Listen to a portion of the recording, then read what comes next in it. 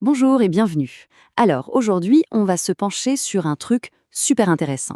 La façon dont les mots s'organisent entre eux. Vous savez, un peu comme des poupées russes. On va voir ensemble la différence entre ces mots qui désignent une grande catégorie et puis ceux qui nomment juste un élément à l'intérieur. Allez, c'est parti.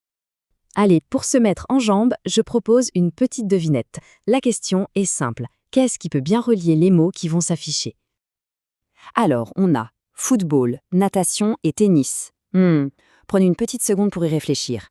Quel est le lien, le point commun entre ces trois-là?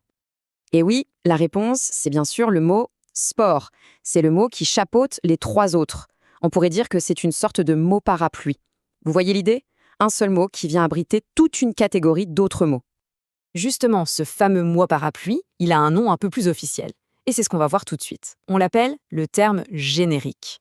Alors un terme générique, c'est quoi exactement? Eh bien, c'est tout simplement un mot qui a un sens très très large.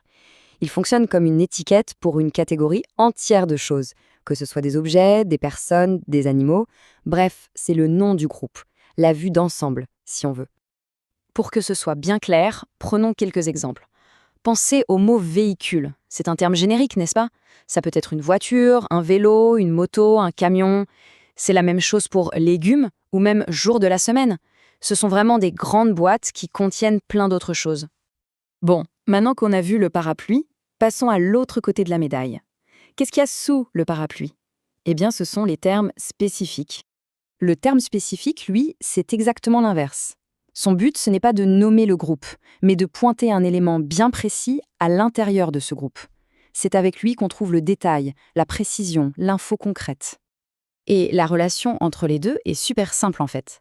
Par exemple, une carotte, c'est bien un type de légume.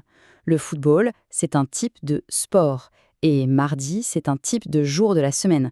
Vous voyez, le spécifique, il fait toujours partie d'un générique plus large.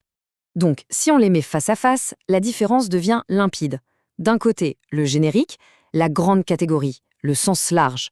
De l'autre, le spécifique, l'élément précis, le sens, spécifique. C'est vraiment l'opposition entre le tout et une de ses parties. Ok, tout ça c'est bien beau, mais parfois on peut hésiter. Alors comment on fait pour être absolument sûr de ne pas se tromper? Eh bien, il existe une astuce géniale, une sorte de règle d'or, un test vraiment infaillible pour les reconnaître à chaque fois. Le secret, c'est quoi alors? La clé, elle est dans cette phrase toute bête. Un chat est une sorte d'animal. Cette petite structure de phrase X est une sorte de Y, c'est un véritable détecteur. Elle nous montre pile la bonne relation entre les deux mots. Alors voilà le fameux test du sorte de. C'est hyper simple. Étape 1, on se pose la question, est-ce que X est une sorte de Y? Reprenons notre exemple. Est-ce qu'un chat est une sorte d'animal? La réponse est un grand oui. Et donc, étape 2, si la phrase sonne juste, si elle a du sens, alors le deuxième mot, Y, dans notre cas animal, c'est le terme générique. Et voilà, c'est aussi simple que ça.